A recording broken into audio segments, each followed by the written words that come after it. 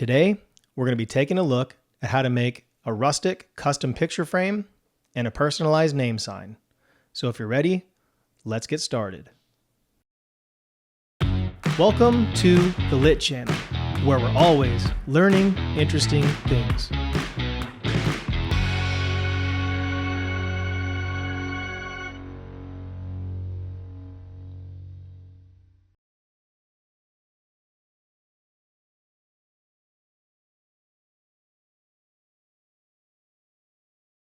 So what we're seeing here is a standard 11 by 14 inch picture frame, and this is what we used for the rough measurements when creating this project.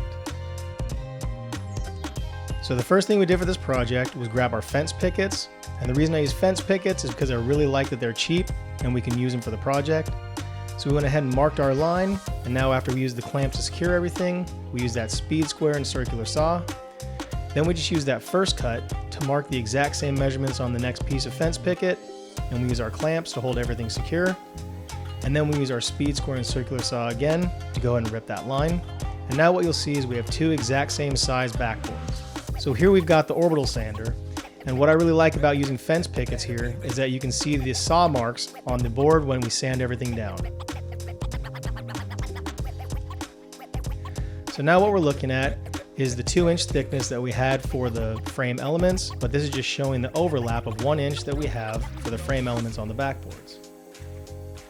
And now what we're doing is we're clamping down the other fence picket, and we're going to go ahead and mark our lines using the speed square. And this is going to be using the measurements for the frame elements. We do the same thing. We hold the speed square and use our circular saw. Then we just go ahead and adjust the wood and clamp it down again to keep it secure. And then what you'll see we're going to do is measure again, and that's going to provide us with the shorter side for the frame elements. We go ahead and use our speed square to mark the line, and then use the speed square for the circular saw. And now here we are at the table saw. We can go ahead and adjust the saw blade so it's about a half a tooth above the thickness of the wood, and we're just going to go ahead and run it through the table saw so we have the same size pieces of wood for the frame elements. As you can see, we've got two identical pieces. Now we're going to do the same thing. We're now ripping the longer sides of the frame elements.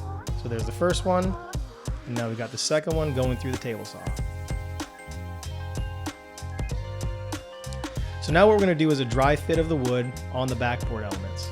So what you can see is I'm just laying them down, and now what we're going to do is we're going to make a 90-degree with the two pieces of wood, and we're going to mark the wood. And this is going to help us get those 45-degree miters in the corners. So what you'll see is that speed square has the 45-degree measurement. So we went ahead and marked that 45-degree on the corner of the first piece of wood. And now we're going to do the same exact thing on the second piece of wood. We use our pencil to mark that 45-degree. And now what we're doing is just using our pencil to mark the section that we're going to cut so we have that 45-degree miter. And this right here is a graphic representation that we're showing with the pencil. So here we are, and this is a miter gauge. And so I'm using a miter gauge because I don't have a miter saw. And normally what I would do is I would use a fence like I see right here in the video, but since this is a short piece of wood that we're cutting in each run, we're just going to use the face of the miter gauge and push it through the table saw. And here you can see all the different measurements on the miter gauge. So what I'm doing is I'm adjusting everything. So we've got a 45-degree turn on the miter gauge, and now we're just going to secure everything in place. And that line right there is what you can see is going to run through the table saw, and that miter gauge helps us to make sure that we run the table saw and the wood to get that 45-degree cut like you see right here. So the miter gauge makes it very easy to get repeatable cuts and very accurate cuts. Again, I don't have a miter saw, so this miter gauge comes in very handy when cutting different pieces of wood at different angles. So here we are now, and we're going ahead and give a black base coat on the project. So you notice that I'm not being very careful about applying the black paint. Because this is going to be the base coat, it doesn't have to be super accurate, because what you'll see later in the video is we're going to put another coat of white paint on top of that once the black paint dries. And then when we sand everything down with the white paint once that's dry, the black paint here will show through the bottom. Alright, so now that the black paint dried, what you're going to see is that I'm adding the white paint on top of the black base coat. And what you'll notice also is I'm not being super careful about adding the white paint because again, once this paint dries, we're going to go ahead and sand it down. And that's how we're gonna get that rustic weathered look. So we're just adding the white paint, and then you'll see the next step. All right, so here we are sanding everything down. And as you can see, when we use that orbital sander on the white paint, we're taking off a thin layer of the white, and now you can see those saw marks on the tooth, and you can see the black paint showing through. And now we're doing the same exact thing for those frame elements. We're gonna make sure that we sand down the white paint on all the sides, so that when you're looking at the project, you can see that rustic weathered look on all the different portions, except for that back side that's gonna be against the wall. So you see that black paint peeking through, and that's how we're getting that rustic weathered look.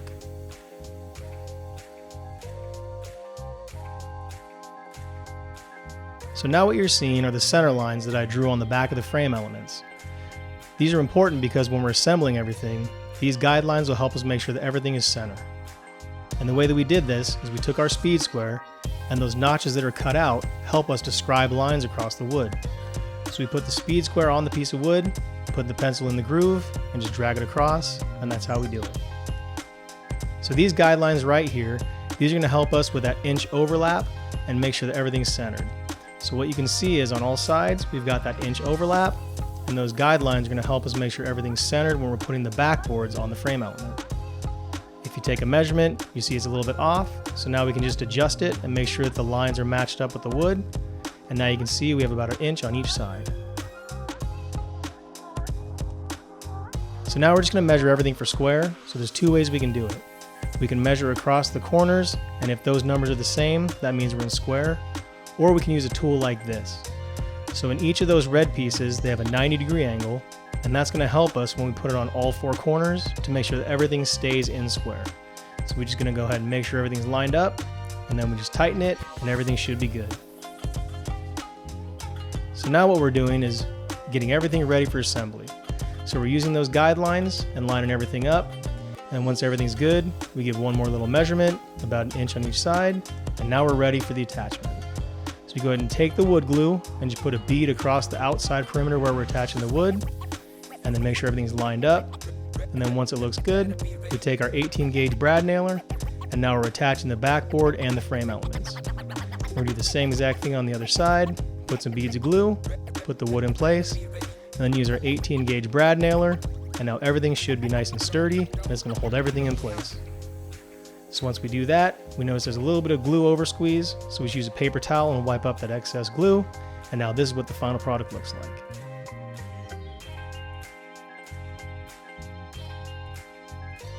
So the next thing we did was use our X-Tool D1 Pro laser to cut out the cloud backboard and the name elements. This gave us accurate cuts for exactly what we were looking for. Next, we had to go ahead and get the painting going, so we took our blue acrylic paint and our white acrylic paint, and then we just mixed it together because this is going to be the base coat on the cloud board. So what we did was just add that blue paint to the board, and as you can see, we just paint the whole thing to give us that blue background, kind of like the sky. Next thing we did was took our white acrylic paint, and then we wanted to give a cloud effect. So I took a paper towel and just used it to dab on what would be the clouds on this painting. There's many ways you can do this. You can use sponges or many other materials. I just use paper towels because they're readily available and they seem to work okay for me. So now we added some more blue and white acrylic paint to get a lighter blue shade, and this is going to give us a little bit of contrast on the cloud design. So as you can see, we added the light blue, and then the last thing that we had to do was go ahead and add some more white acrylic paint, and this was the top layer. So next we added pink and white together to get a nice pink color for the letters and the words and the name, and then what we did was just paint everything. So once you get the color you want, this is the easy part. All you have to do is just paint all the letters together, and then once everything looks good, we're going to show how to assemble everything next.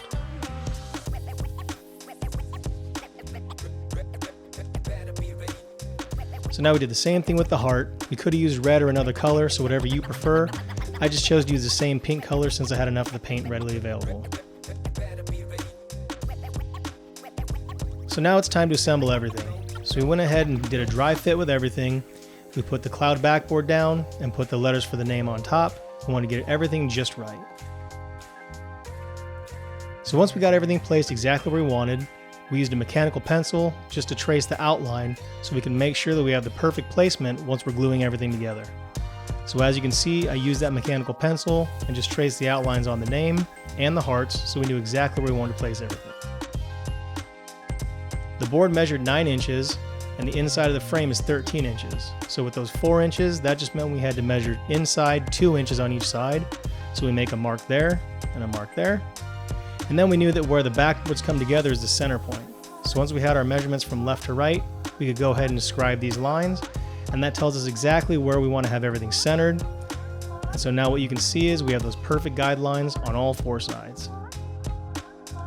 So now that we're ready to attach everything, we went ahead and put some wood glue down, and I wanted to add a little bit more just to make sure that everything stays secure. So now once everything's good, we just put this cloud board down and use the guidelines to make sure it's centered. And then I wanted to add some more security, so I put the hearts down.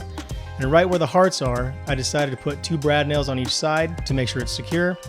And the reason I did it underneath the hearts is because, as you'll see right now, once you attach the hearts with the glue, those brad nails are hidden. We got a little bit of glue squeeze out, so all I did was use toothpicks and paper towels. And this allowed us to get any extra glue that's there away from the heart and make sure that everything looks good. So now for attaching the name, we did the same exact thing. We're just adding dots of wood glue throughout the letters. And then once we do that, we're going to attach it using those trace marks that we used to make sure the placement's perfect exactly where we want it. So the same thing here, a few dots of wood glue. And then you'll see that we added it to the board right where those pencil marks are.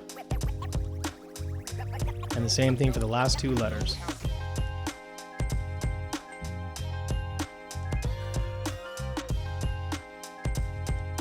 So here's what the final product looked like. You can see that we got that rustic design. You can see the tooth marks from the saw blades on the pickets, and you can see the 3D effect with the letters. And this is exactly how we wanted it. So here's the final product, and this is the custom picture frame and the personalized name board.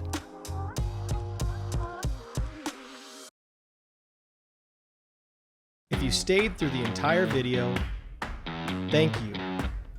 Please like this video and subscribe to the channel to get notifications about upcoming future episodes. I hope you have a great day, and remember, let's always continue learning interesting things.